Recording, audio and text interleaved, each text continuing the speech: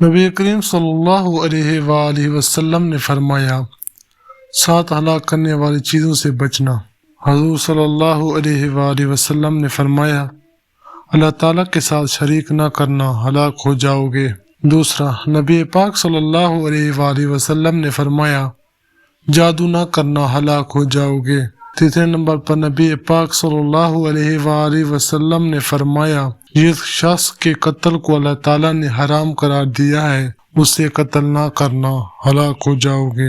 چوتھے نمبر پر رسول پاک علیہ السلام نے فرمایا، سود کبھی بھی نہ کھانا، ہلاک ہو جاؤ گے۔ پانچویں نمبر پہ فرمایا، یتیم کا مال نہ کھانا، ہلاک ہو جاؤ گے۔